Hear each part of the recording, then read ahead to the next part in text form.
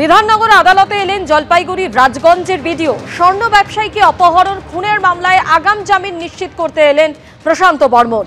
এর আগে এই মামলায় 5 জনকে গ্রেপ্তার করা হয়েছে। আরও একবার আপনাদের জানিয়ে রাখি, বিধাননগর আদালতে এলেন জলপাইগুড়ির রাজগঞ্জের ভিডিও প্রশান্ত বর্মন।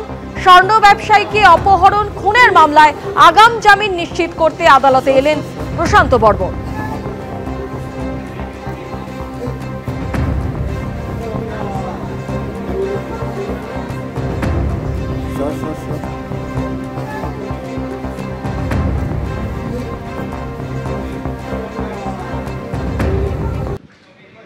এবার শ্বশুর হলেন নিজের বাবা। সন্দেশখালীতে যে অভিযোগ সামনে এসেছে আপনাদের সামনে রাখবো। শ্বশুরকে নিজের বাবা পরিচয় দেওয়া হয়েছে। অভিযুক্ত যুবকের নাম আবদার শুকুর মোল্লা। সন্দেশখালী 2 নম্বর ব্লকে বেড়মজুর পঞ্চায়েতের 147 নম্বর বুথের ঘটনা। বাবা মা বেঁচে না থাকায় এই কাণ্ড। তিনি ভারতীয় দাবি করছেন অভিযুক্ত আবদার শুকুর।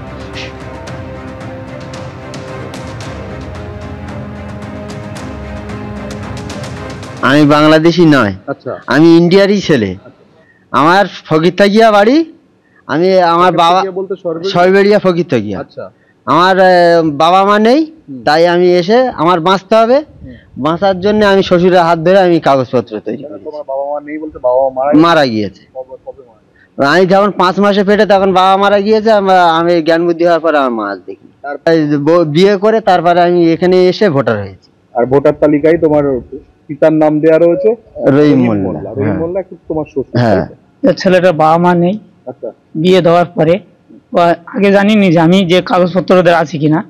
না থাকার পরে বিয়ে হওয়ার পরে যখন বাচ্চা হয়ে গেল, কাগজপত্র একটা প্রয়োজন, তো সেই সূত্রে ওদের কাছে গিয়েছিলাম আমি। তো ওরা বললো যে তুমি ওখান থেকে পঞ্চায়েত দেখিয়ে কাগজপত্র তৈরি করো, ওর তো কেউ নেই, তোমার ডকুমেন্ট করো। বাড়ি ফকির থেকে বিয়ে শাদী দেখাশোনা হয়ে বিয়ে শাদী হয়েছে। হ্যাঁ, ওখানে বাড়ি, ও নানাদের বাড়ি মানুষ না, বাংলাদেশি না। তার প্রমাণ যদি জিজ্ঞেস করতে, নানারা আছে এখনো বেঁচে, ঠিক আছে, নানা মামারা আছে। যদি হয় সেখানে নিয়ে যাওয়া হবে, দেখানো হবে। তার ডকুমেন্টস, তার নানা 2002-এর ভোটার লিস্টটি আমার কাছে আছে, বা আধার কার্ডের যারা, আই কার্ডের যারা দিয়েছে, যদি কোনো অসুবিধা হয় তার জন্য। এনআইএ তদন্তের দাবি তুলেছে বিজেপি। পাল্টা তৃণমূলের বক্তব্য যে দলীয় স্তরে তদন্ত হবে। শুকুর ভারতীয়, মিথ্যে কথা বলা হচ্ছে। আব্দুল শুকুর মোল্লা যে বাংলাদেশি বলা হচ্ছে, এটা সম্পূর্ণ বিজেপির চক্রান্ত। আব্দুল শুকুর মোল্লার মূলত বাড়ি, তার পূর্বপুরুষ সব জেলেখালিতে ছিল। আমরা জানি তার বাবা মা মারা গেছে, তার ঠাকুরদা ঠাকুরমার থেকেই ভোটার হয়েছে। এখন বিজেপিরা চক্রান্ত করছে, চক্রান্ত করে এখানে উত্তপ্ত তৈরি করার চেষ্টা করছে। আমরা এই ব্যাপারটা নিয়ে তদন্ত করছি, আরও তদন্ত করব। এই কথাটা সম্পূর্ণ ভিত্তিহীন। আব্দুল শুকুর মোল্লা ভারতীয়, এটা আমরা এ পর্যন্ত যা তদন্ত করেছি, তদন্ত করে পেয়েছি। বাংলা জুড়ে যে ধরনের বাংলাদেশি রোহিঙ্গা জঙ্গিরা বেরোচ্ছে, তাতে 1 নম্বরে আমাদের বসিরহাট সন্দেশখালী আছে। দিনের পর দিন, প্রায় রোজই একটি না একটি ভুয়ো বাংলাদেশি রোহিঙ্গা এই ধরনের ভোটার বেরোচ্ছে। কি করে বেরোচ্ছে? তৃণমূলের লোকাল পঞ্চায়েত প্রধান, তৃণমূলের নেতৃত্ব কারুকে বাবা সাজিয়ে, কারুকে ছেলে সাজিয়ে বানিয়ে রেখেছে ভোট ব্যাংকের জন্যে। এলাকার পর এলাকা তৈরি করেছে। আজকে তাদেরকে বাঁচানোর চেষ্টা করছে মাননীয় মুখ্যমন্ত্রী, আর ওদের হুমকি বিভিন্ন রকম ক্ষেত্রে। কিন্তু বাংলার যারা সজাগ মানুষ, তারা সামনে এসে বলছে এবং জানতে পারছে। এখানে শুধু ইলেকশন কমিশনের ভূমিকা রাখে না, ভারতের সার্বভৌমত্ব এবং বাংলাটা ভারতবর্ষে থাকবে কি না আগামী দিন, সেটা ভীষণ ব্যাপার দাঁড়িয়ে যাচ্ছে। এনআইএ তদন্ত দরকার এখানে। এবার যে খবরের দিকে নজর রাখবো, শিক্ষক নিয়োগের দায়িত্ব যাদের ওপর, সেই এসএসসিকে ফের একবার হাইকোর্টের প্রশ্নের মুখে পড়তে হলো। নতুন বিধিতে একাধিক পরিবর্তন আনা হয়েছে। কিছু চাকরি প্রার্থীর বয়স পেরিয়ে গিয়েছে। আপনারা সেই যোগ্যদের জন্য কি ব্যবস্থা করবেন, মন্তব্য করেছেন বিচারপতি অমৃতা সিনহা।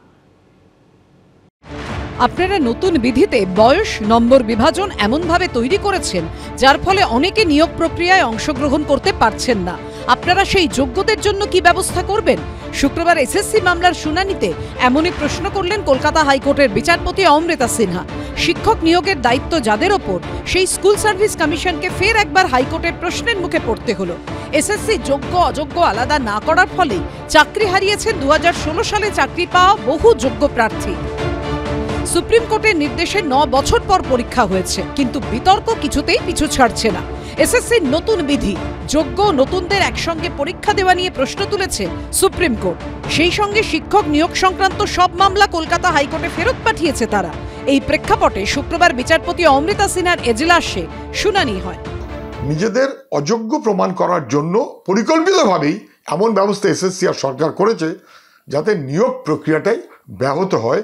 16 নিয়োগ, তার সঙ্গে অন্য বাকি জিনিস জড়িয়ে দিয়ে নানান রকম বেনিয়মি আর বেআইনি কারবারের মধ্যে এসএসসি ইচ্ছাকৃতভাবে যুক্ত হয়েছে, যাতে চাকরি না হয়, টাকাটা যাতে সরকারের খরচ না হয়, টাকা যাতে লুট করতে পারে।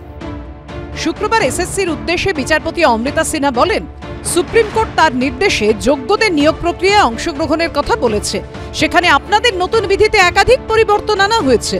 নতুন বিধিতে বয়স নম্বর বিভাজন এমনভাবে তৈরি করেছেন যার ফলে অনেকেই নিয়োগে অংশগ্রহণ করতে পারছেন না। কিছু চাকরি প্রার্থীর বয়স পেরিয়ে গিয়েছে। আপনারা সেই যোগ্যদের জন্য কি ব্যবস্থা করবেন? আদালত এখন এটাই চিন্তা করছে। রাজ্য সরকারের তো লক্ষ্য একটাই, অযোগ্যদের বাঁচানো, অযোগ্যদের চাকরি দেওয়া। যাদের থেকে একবার টাকা নিয়ে চাকরি দেওয়া হয়ে গেছে, এখন তাদের যদি চাকরি যায়, তারা তো যাকে টাকা দিয়ে তার পিঠের চামড়া তুলে নেবে ভোটের আগে। তো যেভাবে হোক নিয়োগ প্রক্রিয়াটাকে ঘেঁটে দাও, মেধা আবার প্রতারিত হয়ে যাক।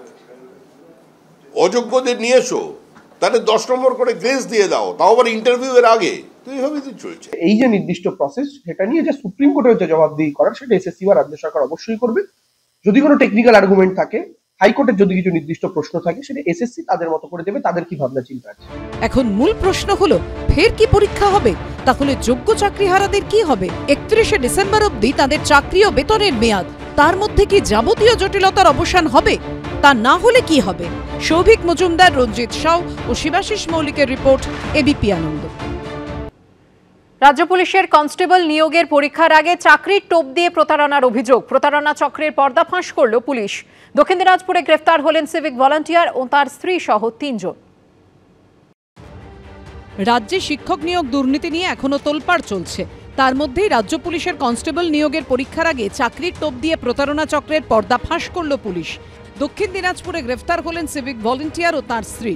পুলিশ সূত্রে দাবি, এক মহিলার থেকে 9 লক্ষ টাকা নিয়ে অ্যাডমিট কার্ড আটকে রাখার অভিযোগে গ্রেফতার হন সিভিক ভলান্টিয়ার নারায়ণ ভট্টাচার্য এবং তার স্ত্রী। তাঁদের জেরা করেই নাম উঠে আসে গঙ্গারামপুরের বাসিন্দা সুভাষ বিশ্বাস নামে এক ব্যক্তির। বৃহস্পতিবার গঙ্গারামপুরের কার্গিল মোড় এলাকায় সুভাষ বিশ্বাস নামে ওই ব্যক্তির বাড়িতে অভিযান চালায় পুলিশ। তাঁকেও গ্রেফতার করা হয়। উদ্ধার করা হয় 21 লক্ষ টাকা, বেশ কিছু অ্যাডমিট কার্ড, মোবাইল ফোন ও ল্যাপটপ। কালকে আমরা সুভাষ বিশ্বাস বলে একটা লোককে গঙ্গারামপুর এরিয়া থেকে অ্যারেস্ট করলাম। ওর বাড়িতে রেড করা হয়েছে। সার্চের পরে আমরা প্রায় 20,87,000 টাকা আর একটা ল্যাপটপ, 3টা মোবাইল, তার সাথে সাথে কিছু ডকুমেন্টস এক্সাম রিলেটেড, ওটা সিজ করা হয়েছে। এর কি ওই চাকরি দেওয়ার নাম করে টাকা তুলছিল?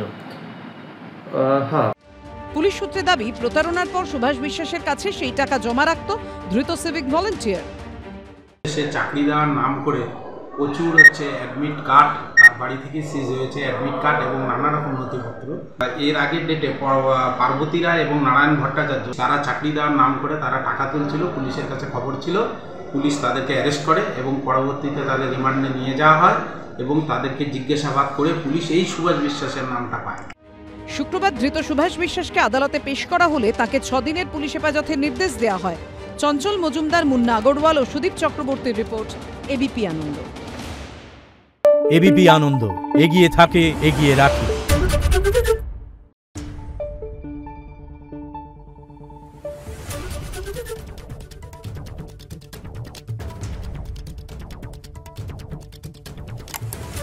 Thank you.